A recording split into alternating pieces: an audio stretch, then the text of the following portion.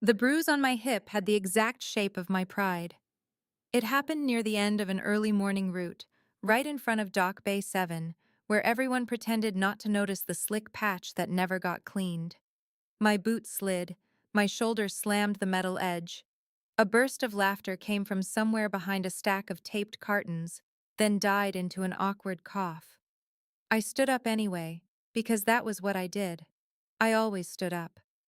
My name is Jessa Lane, mid-30s, corporate badge on a lanyard, steel toes on my feet, scanner in my hand, and a delivery manifest that never stopped growing. People like to say I had a fancy job because I was salaried, because my emails had signatures, because I sat in meetings where someone used words like synergy with a straight face. Then I would go lift 40-pound parcels like a forklift with eyeliner. My family had been ready for me to retire for years. Not because I was old, but because I was always bruised. My brother used to count my falls like they were weather events. My mother would press her lips together and stare at my knees like they were a personal betrayal. My partner, Cal, stopped asking how my day was and started asking where I hurt. Every week, a new scrape. Every month, a new story. I kept telling them it was fine. I kept telling myself it was fine. Then the company decided to tell me what fine looked like. Their name was Hallow Ridge Parcel Systems, a place that worshipped efficiency and punished humans for having bones. I had given them years of overtime disguised as dedication. I had patched holes in routes, trained new hires, soothed angry clients, fixed broken processes with duct tape and caffeine. When managers forgot deadlines, I remembered. When teams fell short, I carried. So when my director, Vance Kroll, asked me to step into a glass conference room sometime in the late morning, I assumed it was another meeting about delivery metrics. He had that practiced smile, the one that looked like it came with a warranty. A woman from Human Resources sat beside him, hands folded, eyes empty. Her name tag said Lila. Her expression said disclaimer. Vance slid a folder across the table like he was offering me a dessert menu. Jessa, he said, warm as microwaved soup, we want to discuss an opportunity. I opened the folder. Optional severance package, 2 years pay, stock options, immediate termination. The company would pay out the rest of the year benefits, and 401k contributions.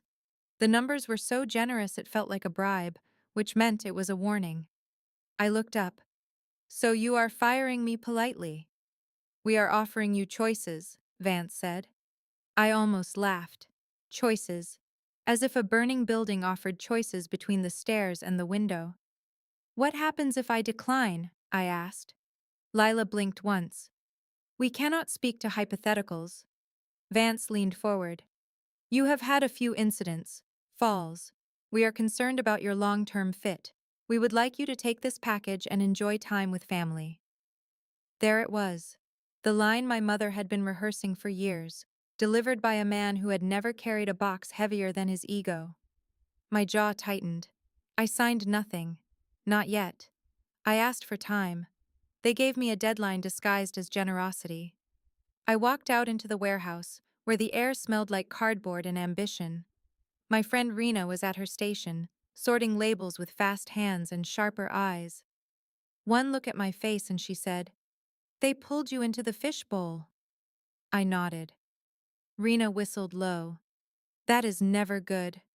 I told her everything. The money, the stock, the immediate exit, the neat promise of benefits, the unsaid threat behind every word. Rena stared at the conveyor belt like she could read the future in moving tape. So they are cleaning house. Not cleaning, I said. Replacing. I spent the rest of the day watching managers move like chess pieces. I noticed the closed-door meetings, the hushed hallway conversations, the sudden friendliness from people who never remembered my name until they needed something. At home, I set the folder on the kitchen table. Cal read it quietly. My mother called and asked why my voice sounded like I had swallowed gravel. I told her. I told them all. My family wanted me safe, They wanted me present. They wanted me unbroken. And I wanted revenge, even if I did not have a full plan yet, because I could take the money and walk away, or I could let them take more than my job. I decided, right then, that if Halleridge wanted me gone, they would not get the courtesy of my silence. I would leave, but I would leave with my eyes open, my pockets lined, and my memory sharp. In the warehouse, rumors traveled faster than packages. By the next early morning, everyone knew something was coming. So I started telling the truth, one coworker at a time. Take the package, I said. They are not offering kindness, they are buying compliance. People argued, people scoffed, people clung to hope like it was a safety harness. But hope, in a place like Halleridge, was just another thing that snapped under weight. And I had fallen enough times to recognize the sound of a break before it happened. By sometime in the early morning, the warehouse was already humming with worry. Worry has a sound. It is the click of scanners a little too fast, the shuffle of boots that hesitate near management offices, the whispers that vanish when a supervisor walks by. It is the way people laugh at jokes that are not funny, just to prove their throats still work. I became a walking rumor with a badge. I told people what was in the severance folder, because secrecy is how companies win. In the break room, over bitter coffee and vending machine crackers, I laid it out like a weather report. 2 years' pay, I said. Stock options, benefits, and 401k contributions through the end of the year. Immediate exit. A driver named Kip frowned. That sounds good. Too good. That is because it is not a gift, I said. It is a trapdoor. A sorter named May shook her head. The union will protect us. They cannot just shove people out. That sentence came up a lot. The union will protect us. Like it was a charm you could wear around your neck. Our union rep, a thick-voiced man named Daryl Sloan, held a meeting in the loading corridor. He stood on an upside-down plastic tote like it was a podium, chest puffed, arms crossed, looking like someone who believed volume could substitute for strategy. They are trying to scare you, Daryl boomed. Do not take that package. Do not sign anything. If you take it, you weaken the whole bargaining unit. People nodded because they wanted something solid to hold on to. Daryl offered certainty. I offered questions, and questions make people itch. I raised my hand. What is the plan if they reduce hours? If they put people on performance improvement plans? If they start cutting routes and reassigning work? Daryl fixed me with a glare. They cannot do that without us. I smiled, small and sharp. They can do anything if they already decided the cost. A few people laughed nervously. A few looked at me like I had just insulted a religion. After the meeting, Rena pulled me aside near the shipping cages. You are poking the bear. I am pointing at the bear, I said. There is a difference. Rena had been my closest ally inside Halleridge. She was steady, smart, and quietly furious most of the time. She also had a kid in elementary school, and a father who needed medication the insurance barely covered. She could not afford a moral victory. She needed an exit that did not bankrupt her. Are you taking it? She asked. Yes, I said, and I am not waiting until they make it uglier. We sat in her car during a short break, eating protein bars like soldiers between skirmishes. I told her my real fear, the one I did not share with the others. If they are paying 2 years' salary to cut people loose, it means they are about to change the whole place, I said. Automation, contractors, splitting routes, raiding everyone to death. Rena stared at the steering wheel. People will not listen.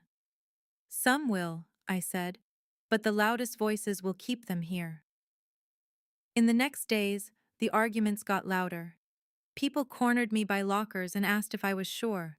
Some accused me of betrayal, as if leaving a sinking ship was disloyalty to the water.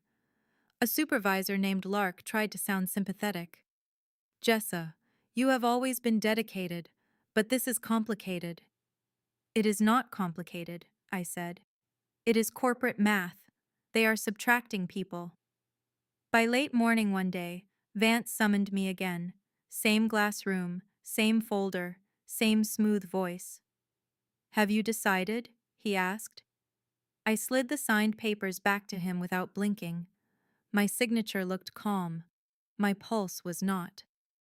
Vance exhaled like he was relieved. This is for the best. It is for my family, I corrected. Do not confuse that with your intentions. Lila handed me a printed checklist. Turn in badge. Turn in laptop. Sign that I understood the separation terms. Smile for the camera, even if no camera existed. I walked out of Halleridge with a small cardboard box that felt insulting, considering how many boxes I had moved for them.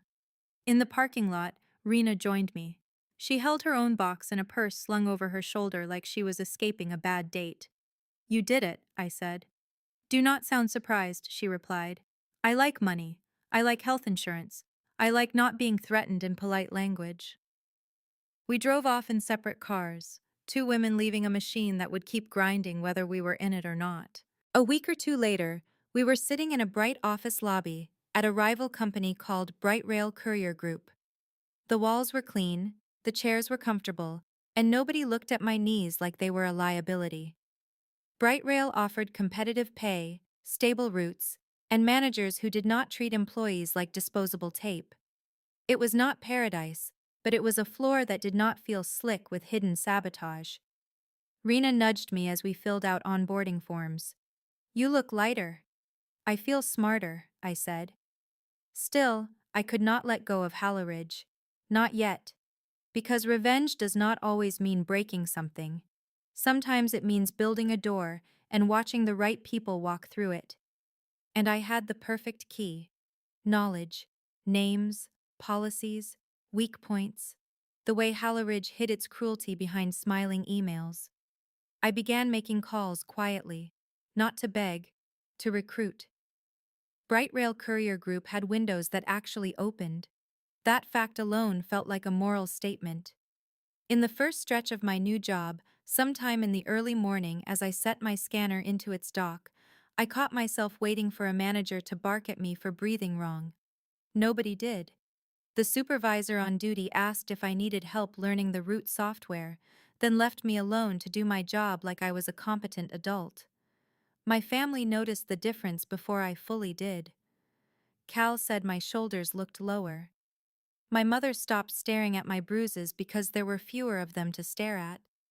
Even my brother, who had once joked I should wear a helmet to work, admitted I sounded less brittle. But my mind kept sliding back to Halleridge Parcel Systems. Not because I missed it. Because I could smell what was coming. The severance package had been too generous, too clean. Companies do not hand out money unless it saves them more money later. I pictured Vance in that glass room, smiling like a man who had already cashed his bonus.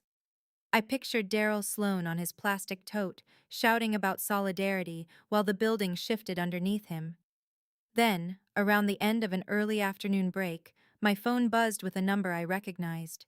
May from sorting. I stepped into a quiet hallway. Hey! Her voice trembled.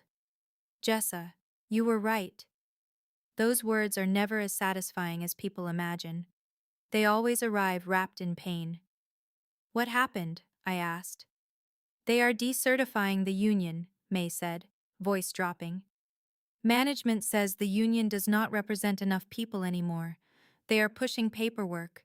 Daryl is furious. He says it is illegal. Is it illegal? I asked. I do not know. I just know they are doing it. I closed my eyes. How many took the severance? Not many, she admitted.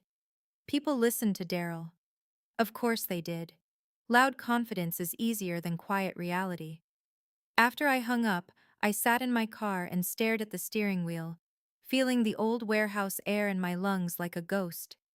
Rena tapped on my window and slid into the passenger seat. You look like you swallowed a nail, she said. I told her. Rena exhaled hard. So they are cutting the rope and blaming the climbers. In the months that followed, every warning I had tried to give became fact. First, the union was gone. Not with a dramatic showdown, but with paperwork and shrugged shoulders. One day, the bulletin board had union notices. Later, it had a cheerful poster about teamwork that looked like it was designed by someone who hated joy. Then the performance improvement plan started. Over 25% of the workforce got pulled into meetings and told their metrics were unacceptable. Routes were shortened, then reduced. Hours were cut. People who had been praised for years were suddenly labeled underperformers. Halleridge did what companies do best. They rewrote the story to make themselves the hero. When I got the update from May, it was close to an early morning at Bright Rail. I was sipping coffee, listening to the steady sounds of a warehouse that did not feel hostile. "They cut my hours," May whispered into the phone. "They told me it is temporary. They put me on a plan. They say if I do not improve, they will terminate me." "Improve what?" I asked. "My scan rate," she said, bitter. "My route pace. But they also changed the equipment, the scanners lag, the conveyor jams. It is impossible." I felt a cold clarity settle over me, the kind that turns anger into strategy. "May," I said, "do you have any of the emails? Any written instructions? Anything that shows they changed the standards?" A pause. "Yes." "Save them," I said. "Forward them to your personal account if you can. Take pictures if you have to. Document everything."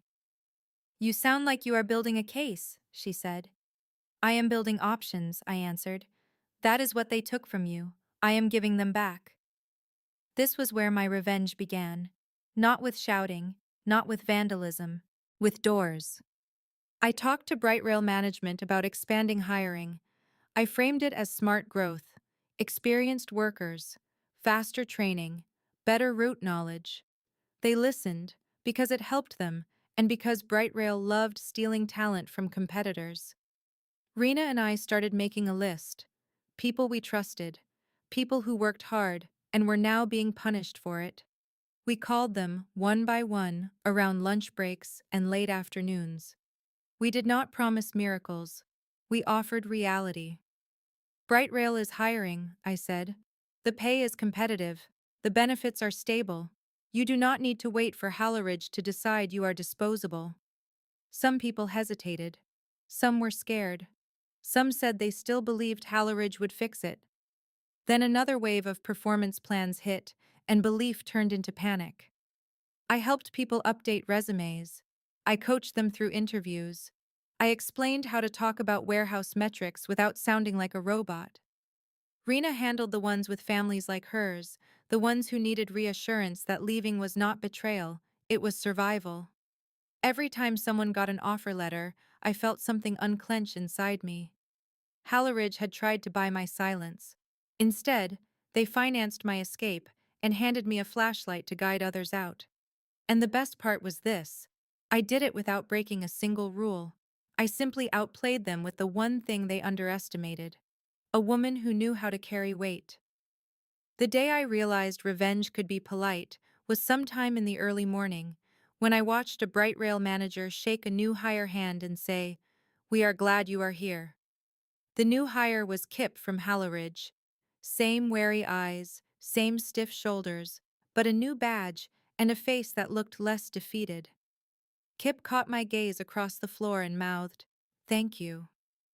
I nodded once, like it was nothing. It was not nothing. Every person we pulled out of Halleridge was a brick removed from the wall they tried to trap everyone behind, and the more bricks we took, the more the wall started to crumble. May called again after a late morning meeting at her old workplace. Her voice was steadier now, but her anger had sharpened into something precise. "They are blaming the union," she said. "Management says without the union, things will be more flexible. Then they cut more hours." "They always want flexibility," I said. "They just do not want it for employees." May snorted. "Daryl is gone too. They say he resigned." "Did he?" I asked. A long pause. "Nobody believes that." I leaned against a pallet stack and watched my Bright Rail route screen refresh instantly, like the world could function properly if people simply chose to stop being terrible. "Listen," I said. "I cannot tell you what to do, but I can tell you what I would do. Tell me, she said. Document, dates, messages, policy changes, metrics, hours cut, anything that shows a pattern. If they are setting people up to fail, that is not just cruelty, that is a plan. May exhaled. And then what? And then you have leverage, I said. Leverage changes conversations. Revenge, for me, was not about watching Vance Kroll lose his job in a dramatic scene. I did not need to see him cry into his tailored sleeve. I needed Halleridge to stop feeding on people like a machine that only ran on fear. So I built leverage. I reached out to a labor attorney my cousin knew, the kind who did not get dazzled by corporate language. I did not hand over secrets, because I was not foolish. I described what I was hearing: decertification pressure, sudden metric shifts, performance plans applied to a huge chunk of the workforce, reduced hours that seemed designed to force resignations.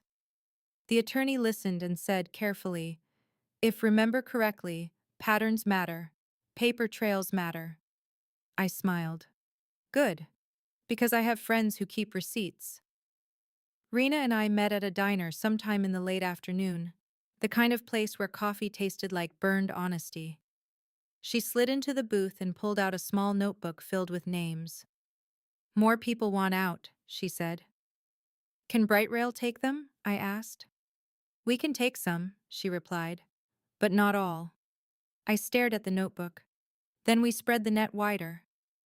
We began talking to other companies too, not Halleridge rivals with flashy slogans, but stable regional carriers and logistics firms with decent benefits.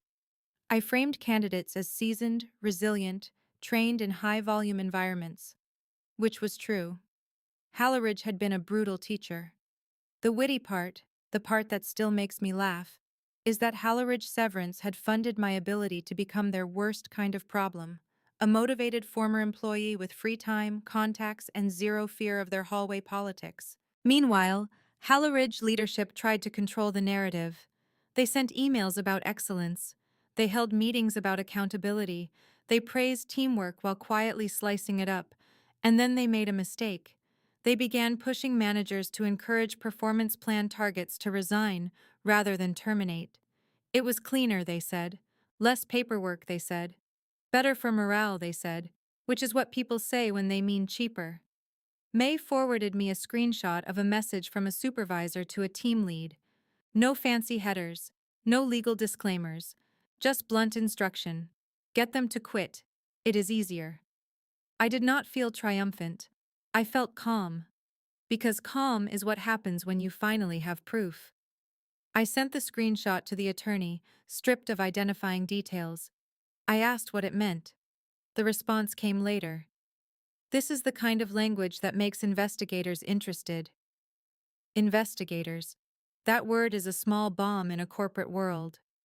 From there, revenge turned into a slow, steady grind. We helped people file internal complaints. We coached them on how to request written expectations. We encouraged them to ask for accommodations when injuries flared, because a workplace that punishes bodies is a workplace that deserves scrutiny. Some people thought it was pointless. Some were too exhausted to fight. So we did not demand everyone fight. We gave them choices: a new job, a documented record, a path that did not rely on union promises that could be decertified by paperwork. I used to think being strong meant enduring everything. Now I knew better. Being strong meant leaving when leaving was smart. And if you could leave while pulling others with you, that was not betrayal. That was strategy. Halleridge wanted a quiet severance. They got a loud lesson. Around the start of an early morning shift, I saw a message pop up in our Brightrail group chat. "Welcome our newest team members." Under it was a row of names I recognized like old scars: May, Kip, Lark, two drivers from Dock Bay 7, a dispatcher who had once begged me to cover extra routes when his team was short. I stared at the list and felt something warm in my chest, not nostalgia, not sadness, relief. Because relief is what revenge looks like when you do it right. Halleridge parcel systems did not collapse overnight. Big companies rarely do. They shed people like snakes shed skin and keep moving, shiny and convinced they are reborn. But something had shifted. They were losing the very thing they pretended did not matter: experienced workers who knew how to keep the place running. May told me, sometime in the late afternoon after her onboarding, that the old warehouse had turned bleak. Everyone is nervous, she said. They watch the metric boards like they are judging gods. They do not talk as much. They rush. They make mistakes. Then they get punished for mistakes caused by rushing. They built a hamster wheel and blamed the hamsters, I said. May laughed, the first real laugh I had heard from her in months. Yes, exactly. In the end, Halleridge leadership got what they wanted on paper. The union was gone. The workforce was smaller. The schedules were lean. The performance plans weeded out anyone they decided was inconvenient. They probably hit some quarterly goal and held a celebration with lukewarm pizza. But the cost showed up in the human places they never measured correctly. Turnover rose. Training quality dropped. Routes got sloppier. Clients complained. The people who stayed were either trapped or terrified, and terrified people do not innovate. They survive. As for Vance Kroll, I never got a dramatic scene. No public apology, no sudden downfall with violins. Corporate men like him rarely explode. They leak. They drift to another company. They call it a new opportunity. But I did hear something satisfying from a former supervisor who joined Brightrail a few weeks after May. Vance is sweating, the supervisor said quietly. He keeps saying the attrition is unexpected. I smiled. Unexpected is a word people use when they did not listen. That was my revenge, making the consequences loud enough that even people in glass rooms could hear them. At home, the lesson settled into my daily life like a new habit. I stopped glorifying suffering. I stopped treating exhaustion like a badge. I learned that loyalty to a company that would replace you is not noble, it is expensive. My family benefited first.